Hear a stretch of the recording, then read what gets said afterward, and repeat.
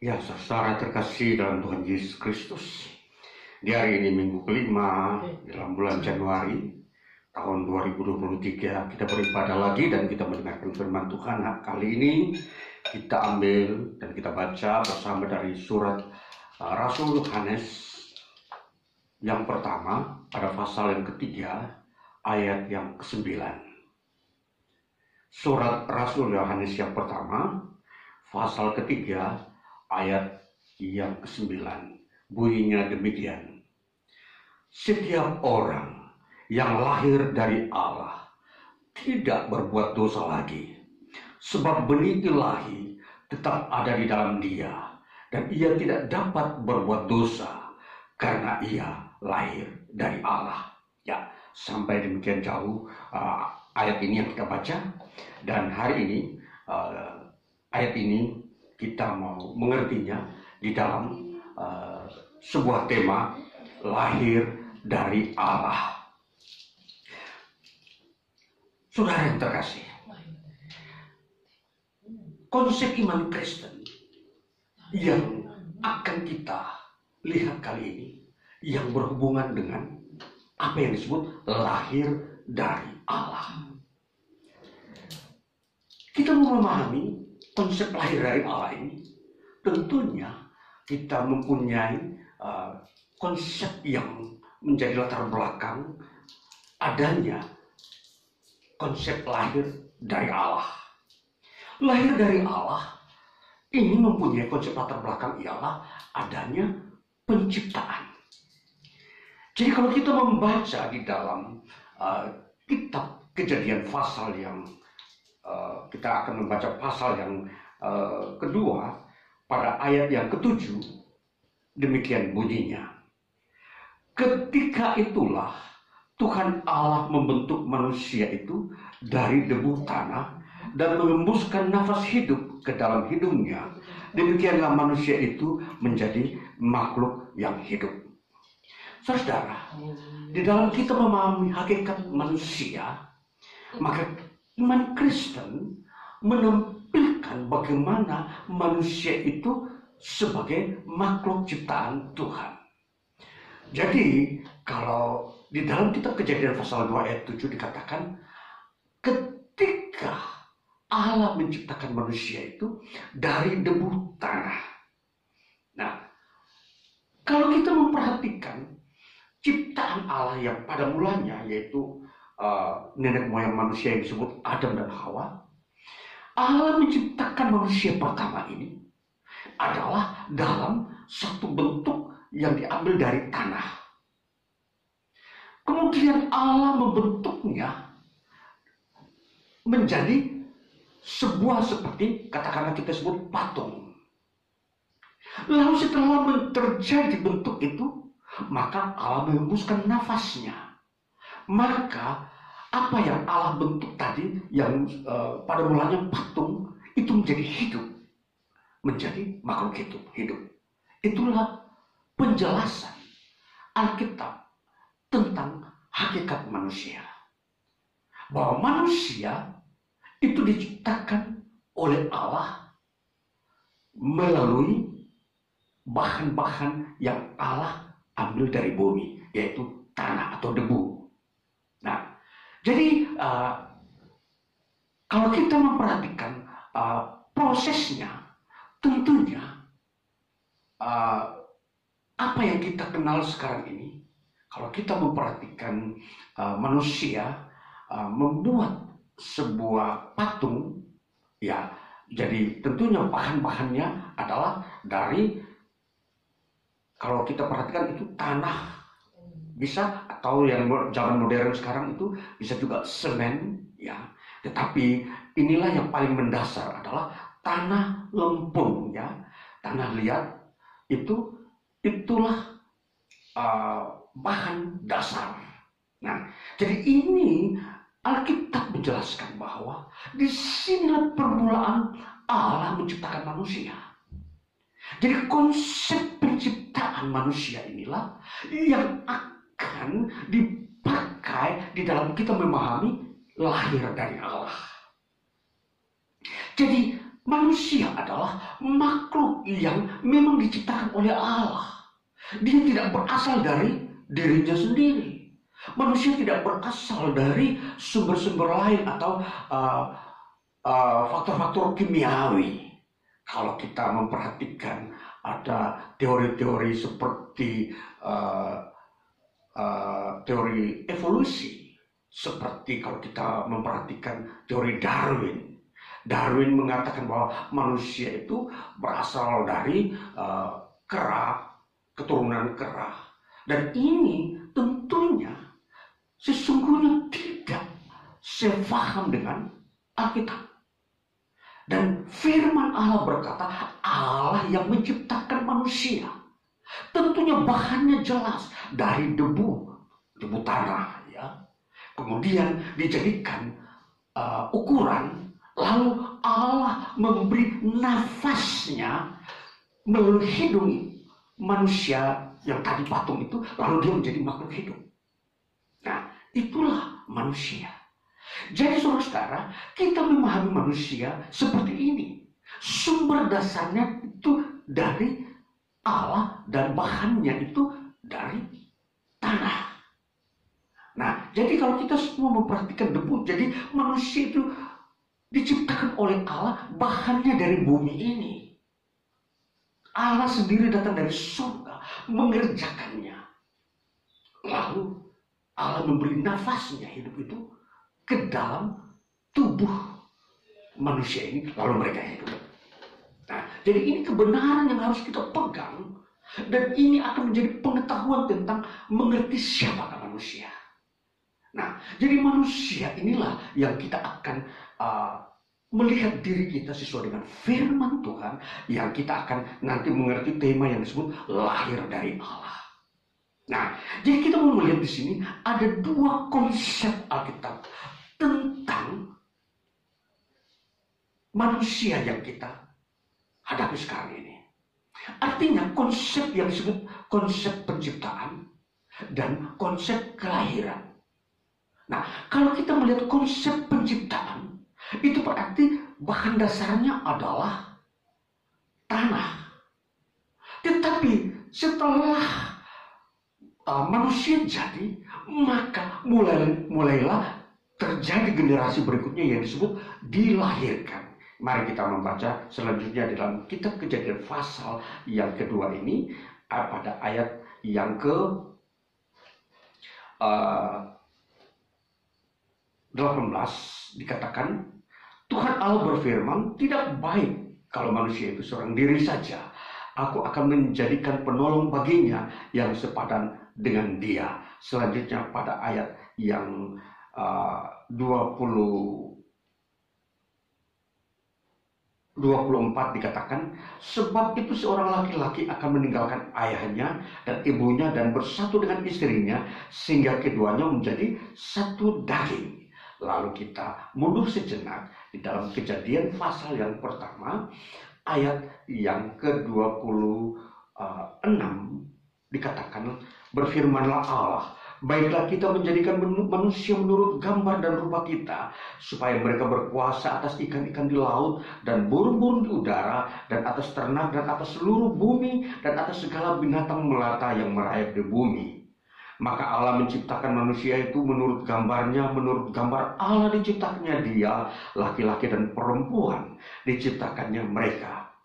Ayat 28, Allah memberkati mereka, lalu Allah berfirman kepada mereka, beranak cuculah dan bertambah banyak, penuhilah bumi dan taklukkanlah itu, berkuasalah atas ikan-ikan di laut dan burung-burung di udara, dan atas segala binatang yang merayap di bumi. Dikatakan beranak cuculah, maka itu disebut lahir. Setelah melalui dikatakan ada laki-laki dan perempuan, maka disitulah manusia mulai berkembang, atau dengan kata berkembang biak memenuhi bumi. Nah, inilah konsep manusia yang kita kenal di dalam Alkitab. Pertama melalui penciptaan, kedua melalui kelahiran. Nah, jadi kalau proses penciptaan kita sudah tahu bahwa Allah yang menciptakan memulainya. Dari semua itu dari Allah. Lalu kemudian dikatakan lahir. Lalu lahirlah generasi atau anak-anak manusia ini. Lalu mereka memenuhi bumi. Saudara yang terkasih, kalau kita memperhatikan bagaimana perjalanan penciptaan Allah ini terhadap manusia, maka kita sampai kepada puncaknya dalam kitab Kejadian pasal 3, bahwa ternyata penciptaan Allah menciptakan manusia pertama ini, mereka jatuh dalam dosa, mereka gagal dan tidak taat kepada Allah. Nah, disinilah puncak permasalahan kehidupan manusia penciptaan. Jadi kalau kita memperhatikan konsep penciptaan ini, ternyata penciptaan ini yang Allah telah lakukan ini, hasilnya itu tidak memenuhi kehendak Allah. Ialah bahwa Allah menghendaki ciptaannya ini menyembah Dia, tunduk kepada firman-Nya. Tetapi faktanya, Adam dan Hawa, mereka tidak tunduk kepada Allah. Malah mereka mengikuti sebuah perkataan lain yang bukan dari Allah, yang tentunya itu dari iblis. Dan mereka dikatakan oleh Allah, mereka telah berdosa dan melawan firman Allah. Dan inilah kondisi penciptaan manusia ini. Manusia menjadi rusak. Jadi apa yang Allah ciptakan tadi, yang kalau kita lihat gambarannya tadi mulai dari debu tanah itu menjadi patung itu telah menjadi rusak. Jadi apa yang Allah berikan di dalam tubuh manusia itu, yaitu rohnya, supaya manusia ini menjadi hidup, itu menjadi rusak. Dan rusak ini itu memberikan penjelasan bahwa rusak itu karena dosa. Jadi rusaknya ini bukan bahannya, manusia tetap bentuk tubuhnya, tapi rusak adalah yaitu roh yang ada tinggal di dalam manusia itu, dia dirusakkan dengan perbuatan dosa yang manusia lakukan, yaitu tidak taat kepada firman-Nya. Nah, sehingga apa? Manusia ini tidak mampu lagi bersekutu dengan Allah. Nah, inilah kita melihat konsep penciptaan sudah seperti itu. Nah, saudara, apakah konsep kelahiran itu mengalami gangguan? Proses kelahiran memang mengalami gangguan, tetapi dia tidak dihancurkan. Dia tidak mengalami penyusutan atau penghilangan dari kehidupan manusia. Jadi setelah Adam dan Hawa berbuat dosa, barulah mereka melahirkan. Kita melihat generasi-generasi Adam semua ini terpecah menjadi dua. Yang pertama yang disebut Kain. Kain ini terpaksa dia melakukan kejahatan, dia membunuh adiknya Habel yang membawa persembahan kepada Tuhan. Nah, ini hasil daripada dosa yang dilakukan oleh Adam dalam bentuk penciptaan. Nah, jadi kalau kita melihat hasil ciptaan ini, sebenarnya kalau kita melihat ciri khasnya atau sifat-sifat penciptaan, sebenarnya ciptaan itu sesuatu yang bersifat duplikat. Duplikat atau tiruan. Jadi bagaimana Allah menciptakan manusia itu, dia meniru dirinya untuk dimasukkan ke dalam manusia. Maka terjadilah manusia yang kita lihat sekarang ini, kepala satu, mata dua, tangan dua, kaki dua, mempunyai organ-organ tubuh, itu semua duplikat dari Tuhan. Jadi apa yang kita lihat tentang manusia itu adalah duplikatnya Tuhan, tapi dalam bentuk miniatur. Sekali lagi, dalam bentuk fisik. Lalu kita melihat apa yang disebut dilahirkan. Ketika Adam dan Hawa ini, Hawa melahirkan anak mereka, Kain dan Habel. Kain ini bukan lagi duplikatnya Tuhan, Tetapi mereka memiliki gen yang datang dari Adam dan Hawa. Gen itu adalah sifat-sifat hidup. Nah, saudara-saudara, inilah dua konsep tentang hakikat manusia. Manusia itu diciptakan dan dilahirkan. Maka kalau kita memperhatikan konsep ini, maka yang satu konsep pertama penciptaan ini adalah konsep yang sudah rusak. Sedangkan konsep yang dilahirkan ini adalah proses nanti akan mengalami pembaruan. Maka dari sinilah kita bertitik tolak mengerti tema ini lahir dari Allah. Firman Tuhan di dalam Injil surat 1 Yohanes ini sangat mengerti, memahami karya Allah ini. Sangat mengerti bagaimana rencana Allah terhadap umat manusia. Sehingga wahyu yang ditampilkan sejak penciptaan sampai Yesus Kristus datang, itu sudah jelas ada dalam satu garis lurus. Satu perjalanan yang menuju kepada puncaknya, menuju kepada titik klimaks yang dimana nanti terjadi pemulihan. Nah, Allah dia pencipta, tapi Allah juga adalah pribadi yang memiliki kreativitas. Kalau ciptaannya rusak, dia mempunyai kemampuan ide untuk memperbaikinya. Itulah sebabnya ide Allah yang paling mulia adalah datangnya Yesus Kristus di muka bumi.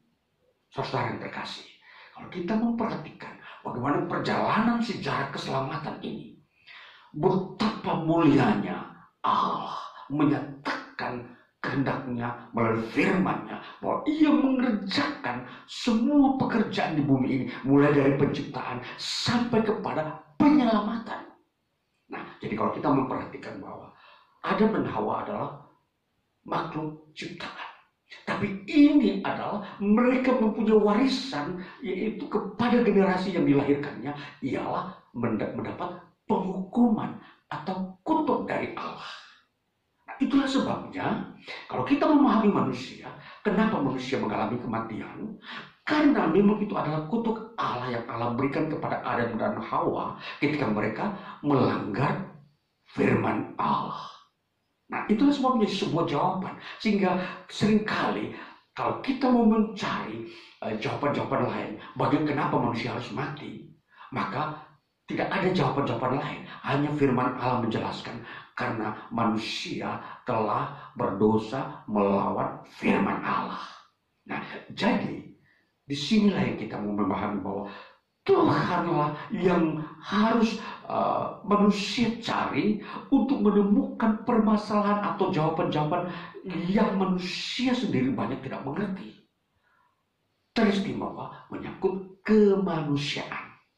Nah, saudara, jadi kita sampai pada titik di mana Rasul Yohanes menyatakan lahir dari Allah. Lahir dari Allah adalah sebuah konsep pembaharuan yang dikembangkan setelah Yesus datang. Jadi sebelum Yesus datang, konsep lahir dari Allah ini tidak pernah muncul. Ini belum diwahyukan dan tidak pernah ada di dalam hati manusia. Yang ada hanya adalah bagaimana manusia harus bertobat atau meninggalkan dosa-dosanya atau menyatakan sebuah permohonan pengampunan dosa terhadap Allah. Maka Allah memberikan sebuah garansi bahwa ini jalannya bagaimana kamu mendapatkan pengampunan dosa. Allah memberikan garansi dengan cara-cara beribadah. Mulailah muncul model bagaimana manusia mendapatkan pengampunan dosa. Mulai Allah memperlihatkan, kamu harus mempersembahkan lembu atau kambing domba atau burung yang dimana darahnya tercurah, itulah yang akan mengampuni dosamu. Nah, ini model. Ini sebuah garansi Allah yang bersifat sementara saja. Supaya manusia bisa tidak mengalami penghukuman. Jadi boleh kata dalam pakai bahasa eufisme, Eufemisme adalah bahasa perasaan manusia bahwa Allah berdiam sementara. Ketika manusia berdosa, lalu kemudian manusia datang kepada Allah membawa persembahan korban, baik lembu atau sapi atau kambing atau burung yang darahnya dicurahkan, itu memang mengampuni dosa tetapi bersifat sementara, tidak bersifat kekal. Itulah sebabnya setiap tahun umat Tuhan harus mempersembahkan korban ini untuk menghapus dosanya. Tetapi ini disebut sementara. Seperti saya katakan tadi, Allah tidak menghukum manusia secara sementara, dalam waktu yang sementara, temporer. Tetapi ketika manusia tidak melakukannya lagi, maka Allah menghukum manusia. Inilah sebuah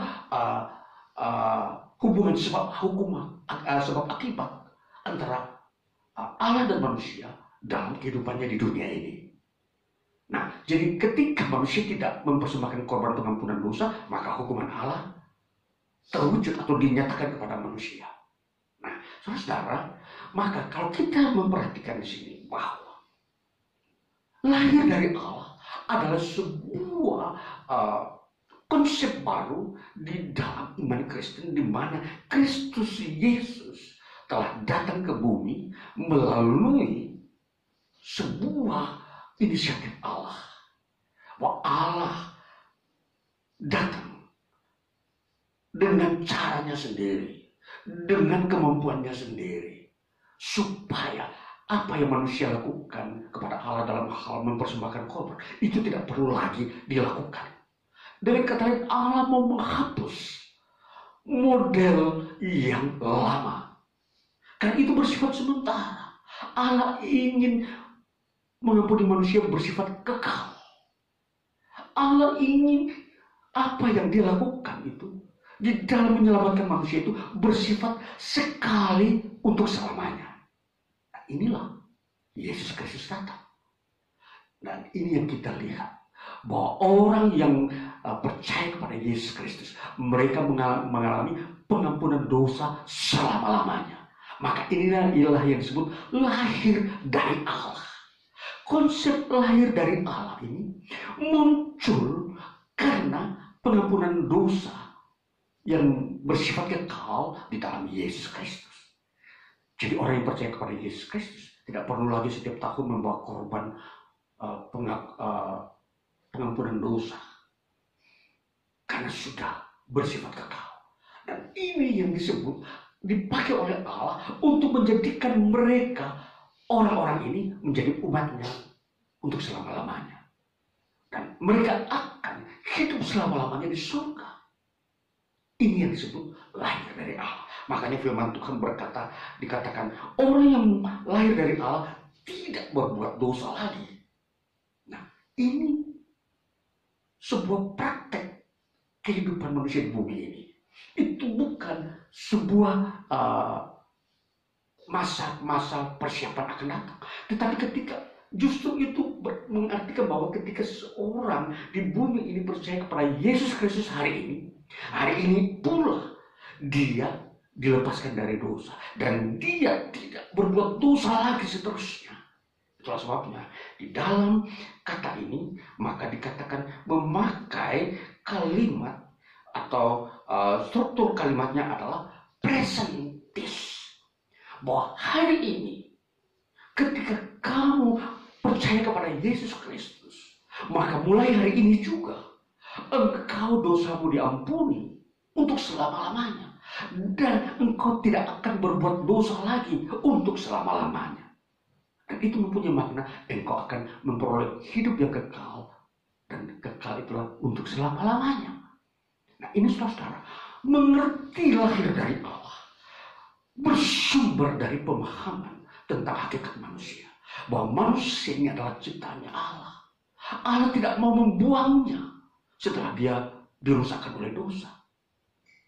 Nah, karena hakikat manusia ini ciptaan Allah, lalu Allah mempunyai inisiatif bahwa ciptaannya sudah rusak, maka dia memperbaharui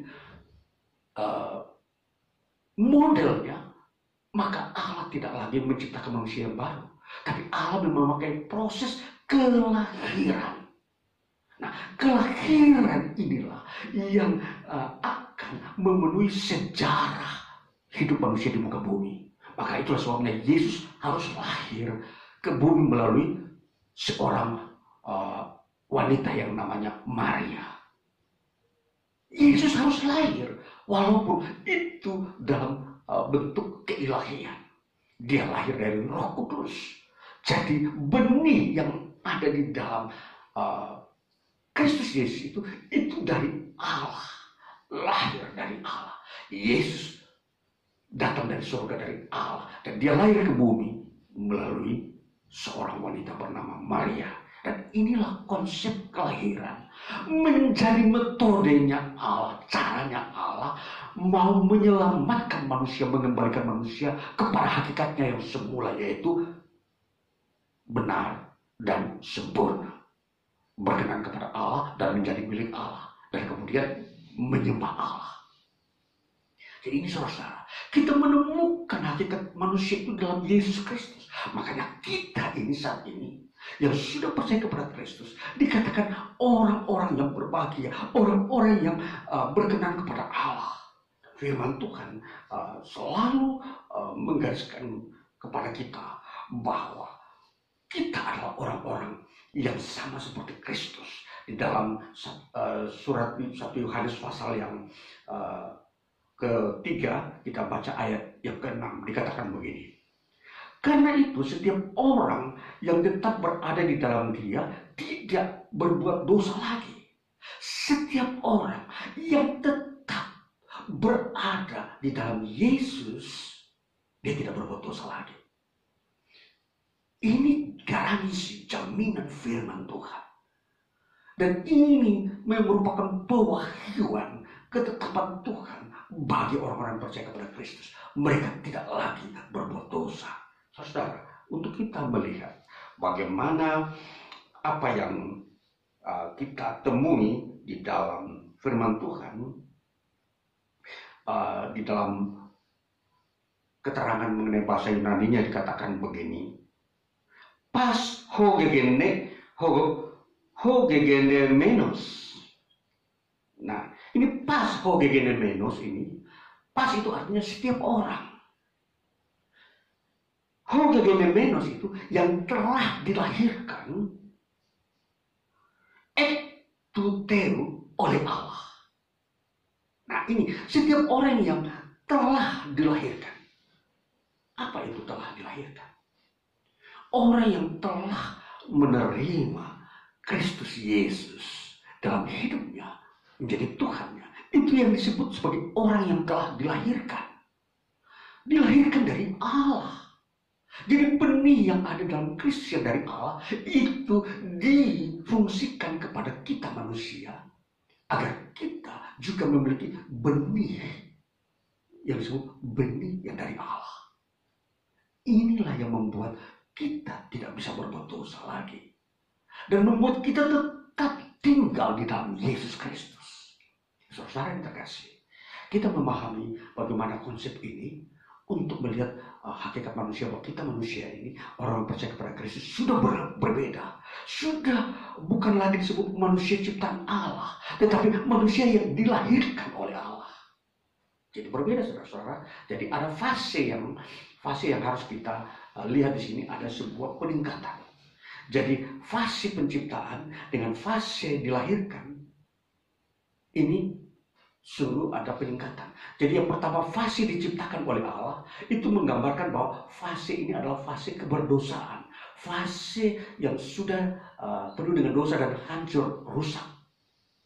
Sedangkan fase dilahirkan oleh Allah adalah fase yang sudah diperbarui, di mana yang rusak tadi diperbaiki lagi, dan prosesnya itu melalui Yesus Kristus.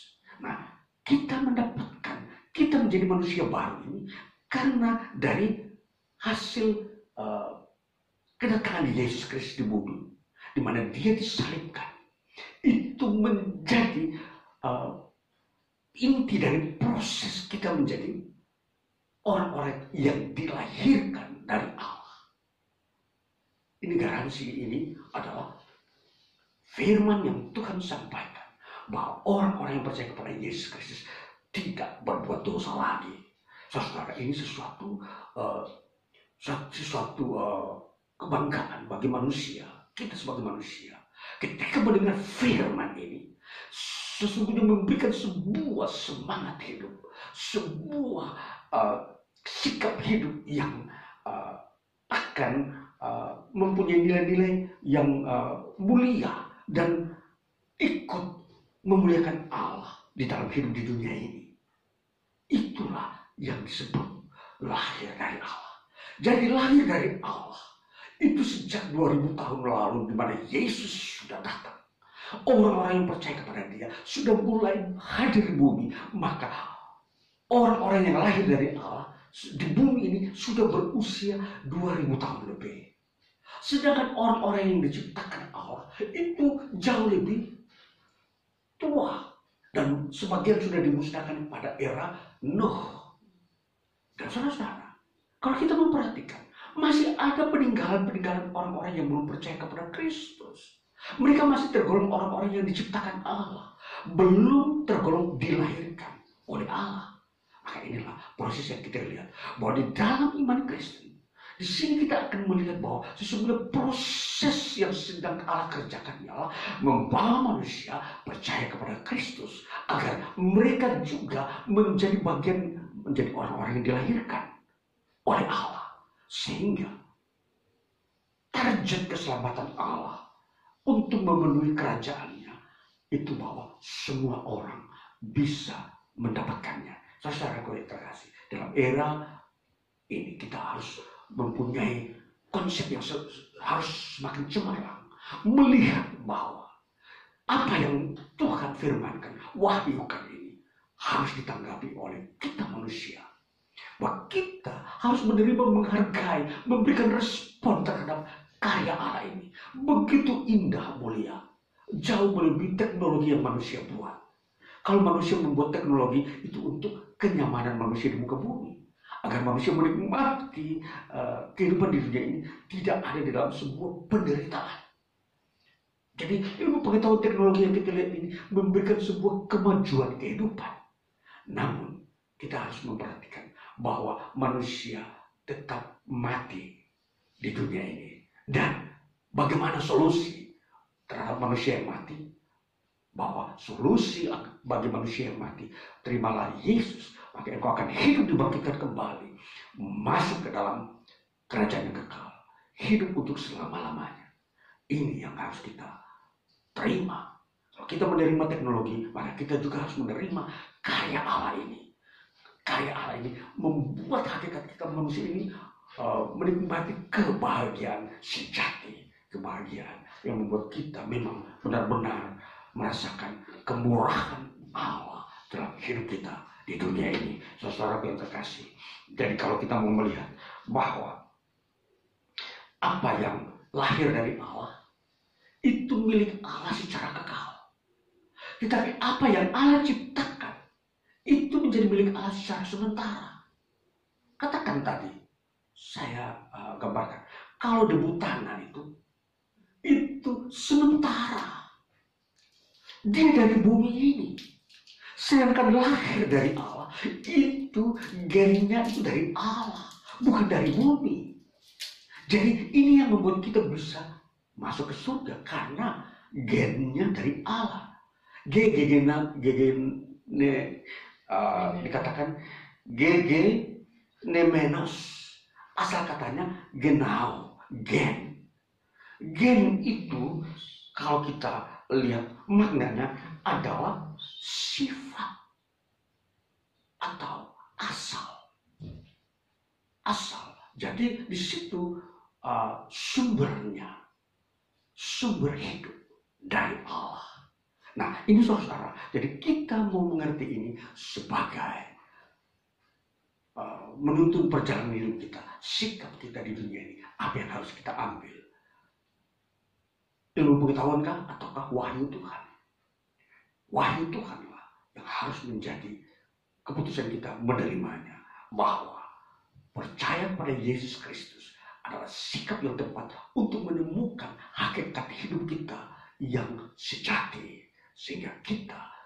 hidup masuk dalam kekekalan, hidup yang kekal, hidup untuk selama-lamanya, melewati kematian dan bangkit. Inilah pekerjaan Kristus bagi manusia. Kiranya kita melihat masa depan hidup kita manusia, masuk era-era modern ke depan, kita mengerti ini sehingga kita tetap berkenan kepada Allah. Tuhan Yesus memberkati kita. Haleluya. Amin.